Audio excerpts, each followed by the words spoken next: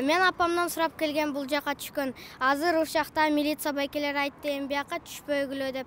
Сиз деген биякта бирөөнүкүнө конокко келгенбиз да. Аты шар жакта, сокол жакта.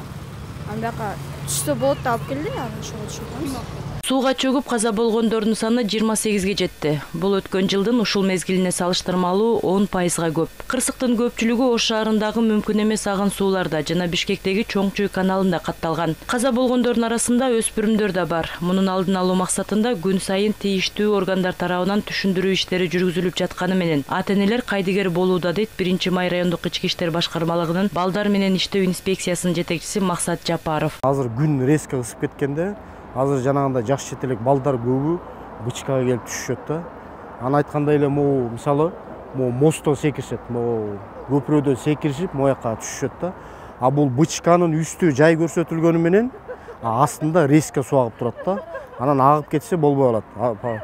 Анткени себеби бизде бир чукулда эле бир окуя болду. Ушундай кичинекей бир 4 жаштагы кыз бутун сууга малам деп нары кылдый түшүп кетип, ошо чарчап калды да.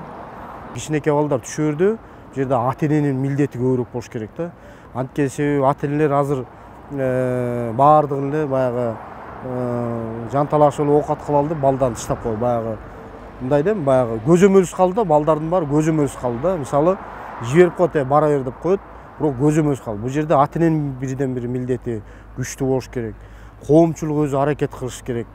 Баарыбыз тарбияга, тартипке көрүш керек. Эми Бишкектеги дал ушул аймактарда атайын рейд жүргүзүлүп турары мерчемделүүдө. Ал эми кырсыктын кескин көбөйүшүнө биринчиден аба ырайынын ысышы, экинчиден ата-энелердин кайдыгерлиги. Эске салсак, каза болгон 28 жарандын 17си жашы жетелек 18 жашка чейинки балдар.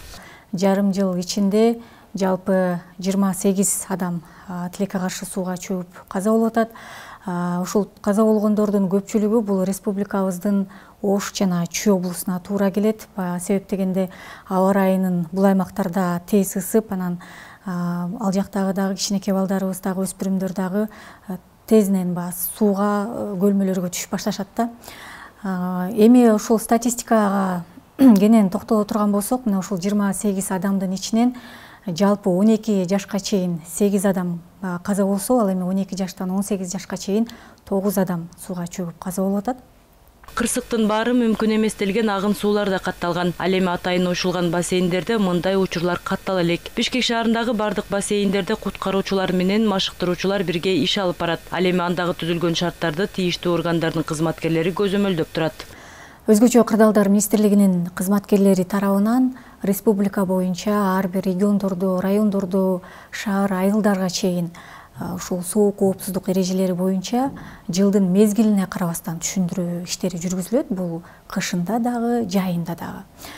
Бирок ошого карабастан мына ушул биздин жарандарыбыз кайдыгер мамиле жасап, сиздер уккандай төмөндөгүдөй жыйынтык болуп жатат.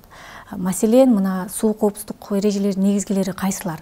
Агын сууларга, көлмөлөргө, шаркырап аккан сууларга, суу сактагычтарга таптакыр түшүүгө болбойт. Аба ырайынын кескин ысышы, мектептин жоктугу, ата-энелер болсо турмуш тиричилик менен алектенип, балдарына көңүл бурбай калганы ушундай кырсыкка дуушар болуусуна эң башкы себеп. Андыктан ар бир балага өзгөчө көңүл буруп, атайын уюшулган бассейндерге алып келсе, үрөй учурган кырсыктан алыс болобуз, дейт адистер. Бул кир суу да. Буга түшкөнгө болбойт. Айсулуу Гайбула кызы, Бекболот Токтурбек уулу, Айсырга Кадырова, Билим жаңылыктары, Бишкек. Буга урусаң, башың менен тесең, болбойт да, башың жарылат.